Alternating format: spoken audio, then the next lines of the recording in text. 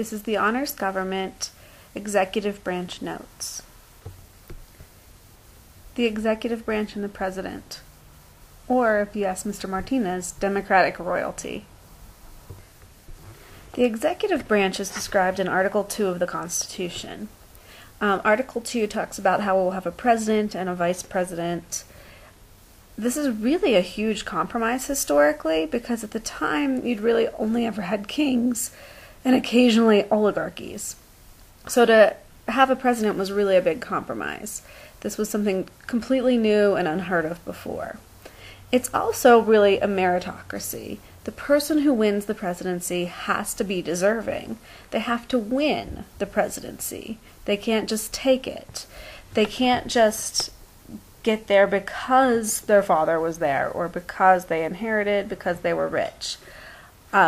You actually have to earn it, but there's no race, religion, ethnicity, financial means that are required to be president.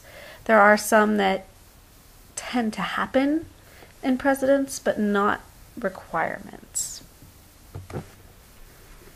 So, trivia time. Let's see what you know already about the president and the executive branch. What is the maximum number of years any person can be president? So think about it. It's a little bit of a trick question. What's those number of years? Think you got it?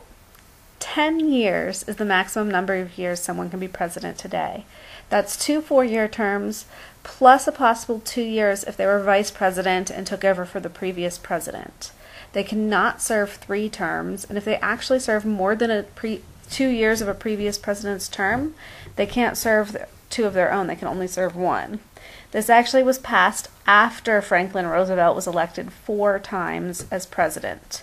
He only served really 3 terms. He died early on in his 4th term, but after that, Congress felt that the president had served too many terms, and they changed the requirement. The requirement was actually not a requirement, but actually just a tradition set by George Washington when he refused to run for a 3rd term, feeling that he should pass on the power to another person.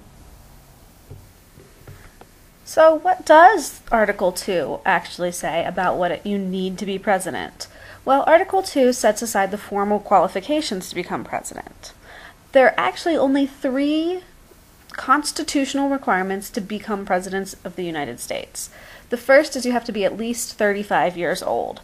The majority of our presidents are actually much older than that, usually in their 50s, although we've had some in their 40s, some in their 60s, and even 70s.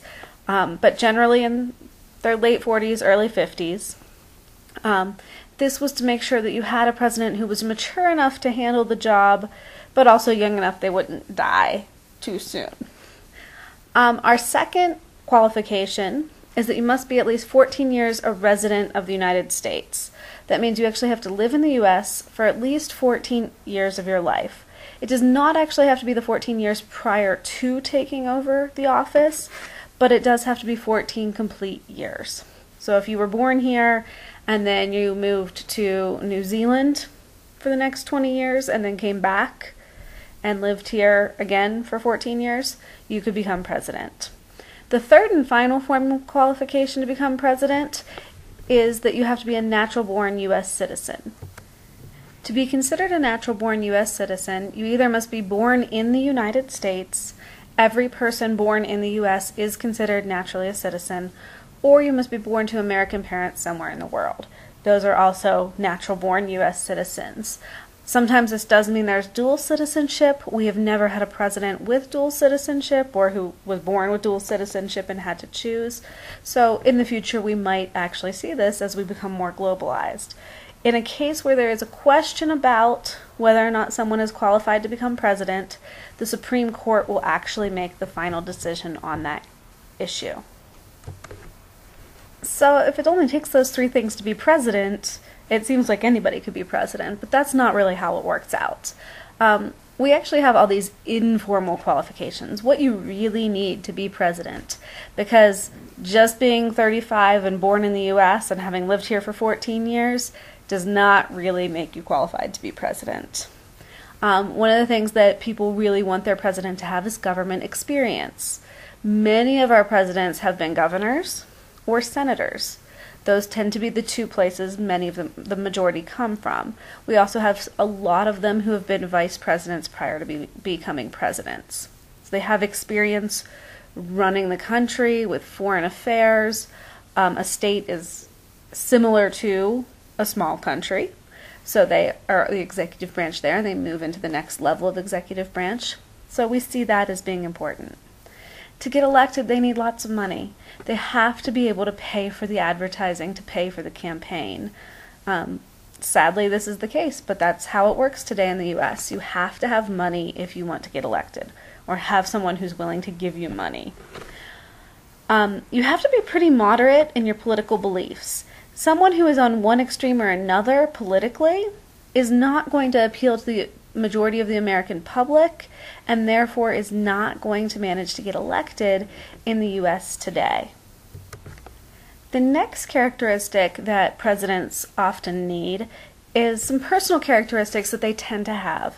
They actually tend to be Christian, mostly Protestants. In fact, we've only had one president who was not a Protestant Christian, and he was a Catholic. That's John Kennedy. Like I said before, they tend to be middle-aged in their late 40s, early 50s.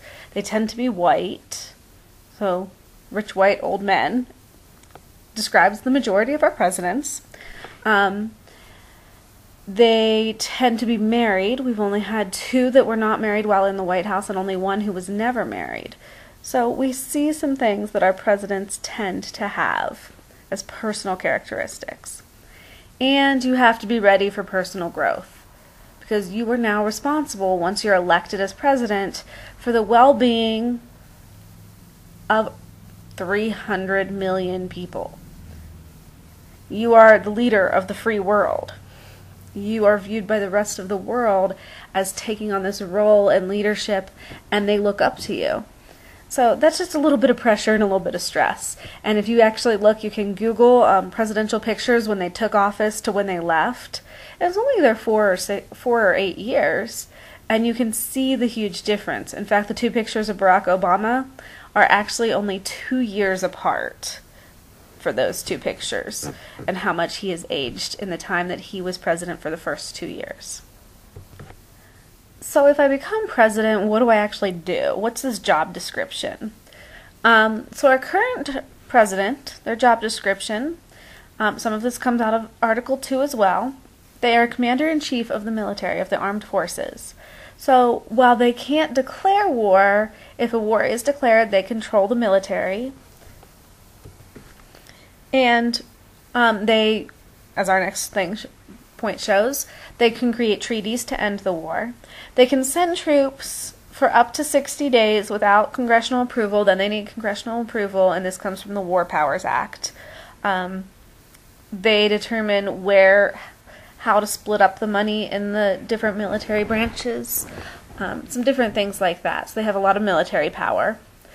They can also issue executive orders, which have the same power as a law, essentially. So the president can say, this is what we're going to do, and have it done. It happens faster than a law. They do not last as long as laws. They actually have essentially an expiration date. And the president has the power to appoint. He can choose cabinet members, which are his advisors. He can choose leaders of different government agencies, the IRS, the CIA, the FBI, just to name a few. He appoints the Federal Reserve Chairman, which currently is a big issue because we're looking at budget and economy issues right now. So that is something where presidents have a lot of power and control that reaches beyond their own office. Nominating Supreme Court judges is another way they can reach beyond the Oval Office and actually have control even after they're no longer in office. So what happens if something happens to the president? What about backup for our president? Well, we got one.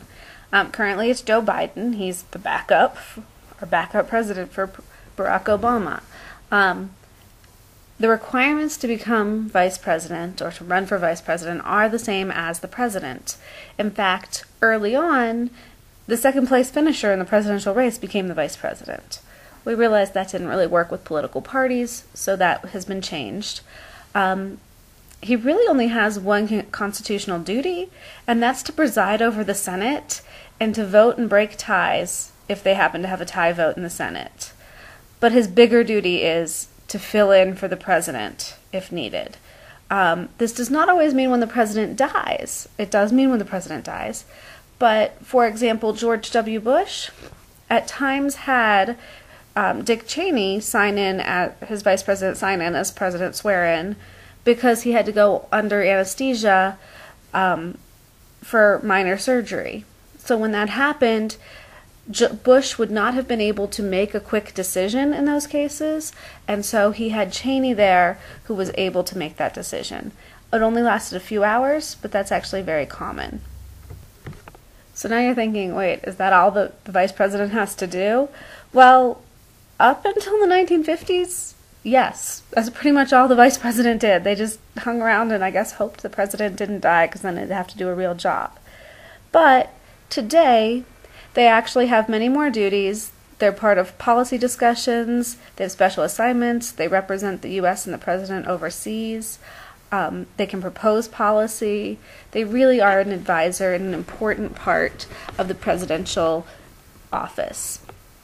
So there's also, if you look on this slide, a line of succession, because if the president dies and the vice president dies at the same time, who else would become president? As you can see, there's 10 people on here. There's actually a longer list, but I just gave you the top 10. This is the order they would become president. Now, cabinet member, Speaker of the House, President pro tem of the Senate, and the cabinet members do not necessarily have the same requirements as the president does. So only if those cabinet members meet the 3 requirements in the Constitution to become president would they succeed the president. If they did not meet those, then you would actually you just move on to the next person on the list. The president, we mentioned the cabinet as being part of succession. Well, the president actually can have a cabinet that is his formal advisors. Now, this is not actually technically part of the Constitution. However, in the Constitution, it does say the president can request advice from others, as you see here on the slide. And over the years, we have added more and more cabinet positions. This entire idea of a cabinet was created by George Washington. He was the first one to create the cabinet. It had 3 positions. And as I said, over the years, we've added more until today, where we have 15 cabinet positions. The leaders of most of the cabinet positions are Secretary of something, Secretary of State, Secretary of Treasury, Secretary of War, or Defense. When Washington created the first 3, those were it, and they called Defense War. Attorney General is a little bit different. He is kind of our authority on law. The newest addition to this is the Secretary of Homeland Security, who is the head of the Department of Homeland Security, which was created after 9/11 by George W. Bush. So, as I said, here you can see the 15 different secretaries of, or advisors, members of the cabinet, and these members of the cabinet are the ones who advise the president. That doesn't mean he can't take other people's advice. It just means these are his 15 main advisors that he has formally asked to have advice from, and they've been approved by the Senate.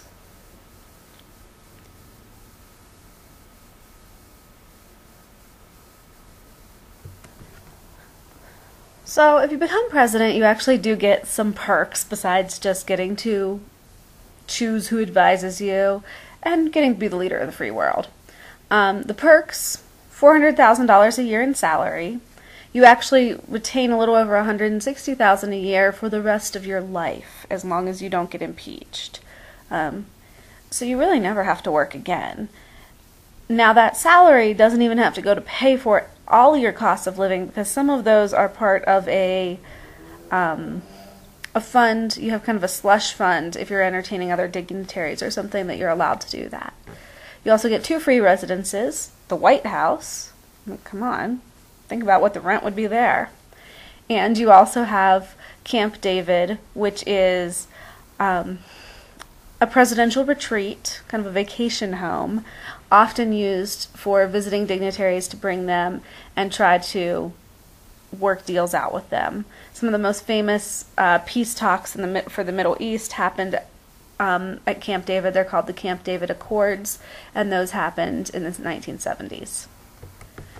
You also get this huge amount of staff, personal assistants, interns, secretaries, all these people to help you get the job done.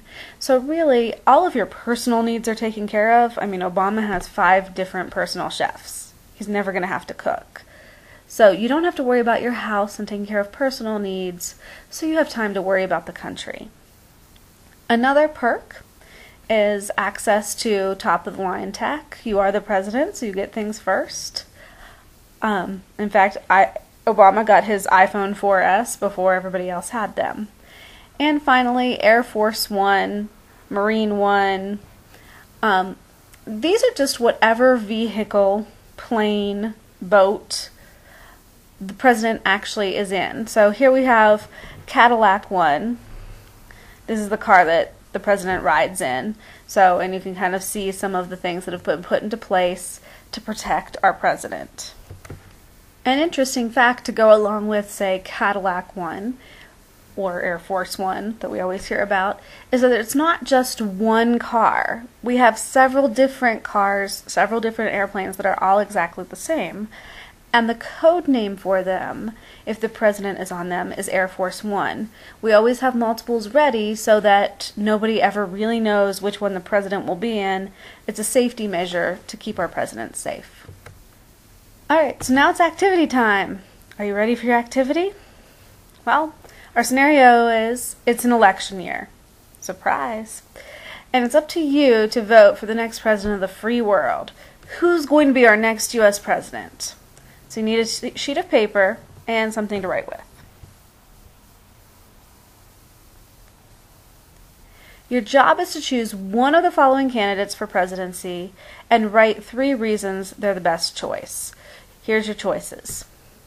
Do you like Bruce Wayne, Optimus Prime, Buddy the Elf, Cam Newton, Ryan Reynolds, Lil Wayne, Katy Perry, James Bond, Stephen Colbert, or Marcus Phoenix? So which one of these 10 people do you think would make the best next president of the United States? And what are 3 reasons you think that? Go ahead and pause this and write those down now.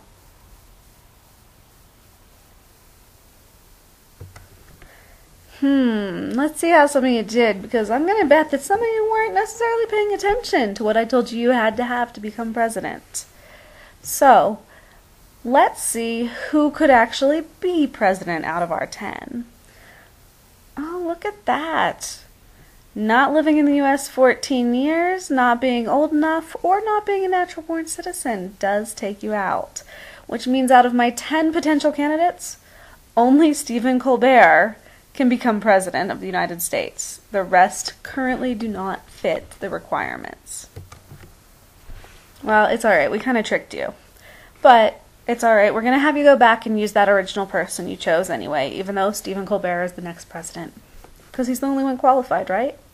So what I want you to do, go back to your original person and the 3 reasons you chose to make them they would be a good president. What I want you to do is write a thesis statement about that. You know, who would be the best president for the United States and why. You can use their flaw, you know, that they are not a natural-born citizen, that they did not live in the U.S. for 14 years, as your opposing argument or your although statement. So I want you to write a thesis statement about the person using the reasons they would be good as a setup for your essay. So think about what you've learned about thesis statements at this point. You're going to bring that thesis statement with you on the day that your homework is due and turn it in with your quiz, or maybe just this will take the place of your quiz. You never know, so make sure you're ready. So finish up that statement, and this is the end of the government notes today.